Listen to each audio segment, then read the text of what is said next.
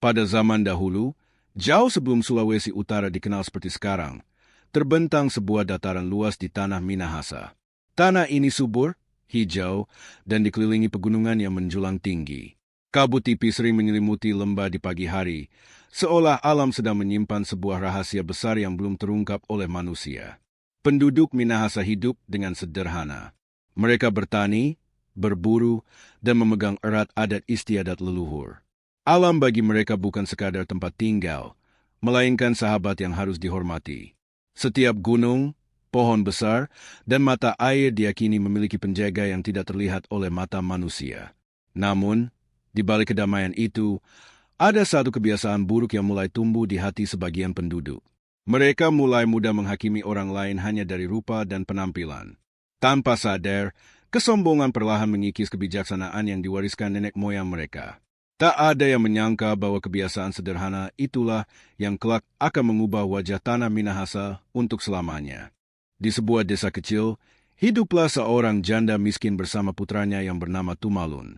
Sejak kecil, Tumalun memiliki tubuh yang sangat kurus, kulitnya dipenuhi sisik aneh, dan wajahnya tidak seperti anak-anak lain. Penampilannya membuat banyak orang merasa takut dan jijik. Anak-anak desa sering mengejeknya. Mereka memanggil Tumalun dengan sebutan yang menyakitkan hati. Setiap kali Tumalun berjalan melewati mereka, tawa dan hinaan selalu menyertai langkahnya. Hatinya sering terluka, tetapi ia memilih diam. Ibunya selalu menenangkan Tumalun dengan penuh kasih. Ia percaya bahwa setiap anak yang lahir ke dunia membawa takdir dan keistimewaannya sendiri. Namun, kasih seorang ibu tidak cukup untuk menahan kebencian seluruh desa. Suatu hari, para tetua desa berkumpul dan memutuskan bahwa Tumalun dianggap membawa sial. Dengan alasan menjaga keselamatan desa, mereka memaksa sang ibu untuk mengusir anaknya. Dengan air mata mengalir, Tumalun pun meninggalkan desa, membawa luka yang tidak terlihat. Tumalun berjalan tanpa tujuan, menyusuri hutan lebat dan perbukitan. Malam hari ia tidur di bawah pohon besar, ditemani suara serangga dan hembusan angin dingin. Kesepian menjadi sahabat setianya, sementara rasa sedih menggerogoti hatinya perlahan. Namun di tengah penderitaan itu, Tumalun tidak menyimpan dendam. Ia justru belajar berbicara dengan alam. Ia memperhatikan burung, aliran sungai, dan gemerisik daun. Dari alam, ia belajar tentang kesabaran dan keteguhan hati. Suatu malam, ketika bulan bersinar terang, Tumalun bermimpi bertemu sosok tua bercahaya. Sosok itu berkata bahwa Tumalun bukanlah anak biasa, dan suatu hari takdirnya akan mengubah nasib banyak orang. Pesan itu terpatri kuat di hatinya. Ketika ia terbangun, Tumalun merasa lebih kuat.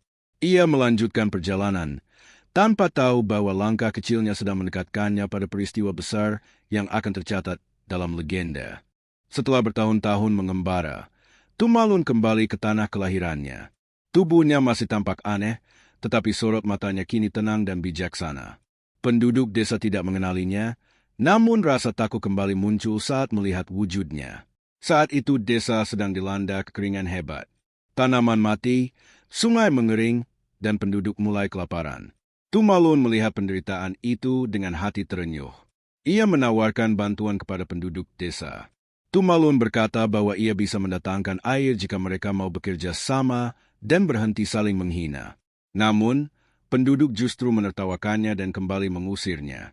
Dengan hati yang masih penuh kasih, Tumalun tidak membalas kebencian mereka. Ia memilih naik ke sebuah bukit tinggi dan berdiam diri di sana, memohon pada Sang Pencipta agar memberi pelajaran pada manusia tentang arti kemanusiaan. Doa Tumalun dijawab dengan cara yang tak terduga. Dari langit, hujan turun sangat deras. Awalnya penduduk bersukacita, tetapi hujan tidak berhenti. Sungai meluap, tanah runtuh, dan air mulai menenggelamkan desa-desa di lembah. Penduduk panik dan berlarian menyelamatkan diri ke tempat yang lebih tinggi. Mereka baru menyadari bahwa kesombongan dan kekejaman mereka telah membawa petaka besar. Di tengah kepanikan itu, sebagian penduduk teringat pada Tumalun. Mereka menyadari bahwa anak yang dulu mereka hina mungkin adalah utusan alam yang diabaikan. Penyesalan pun datang terlambat. Kilauan sahabat dongeng kita.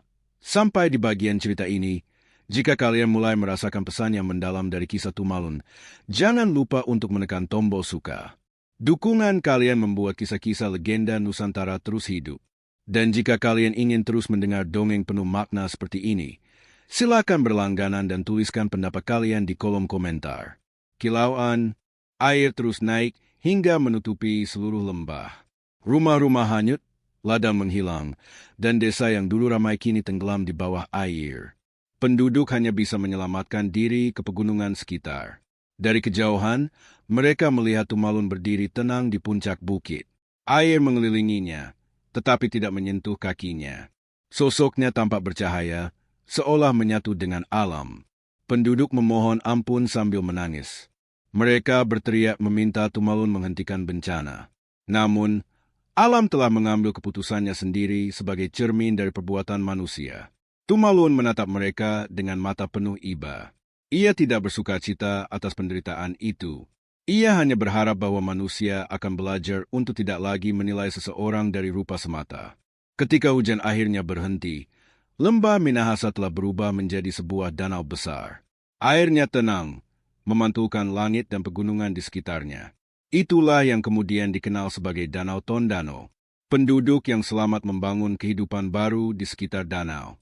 Mereka hidup dengan lebih bijaksana, selalu mengingat tragedi yang pernah terjadi.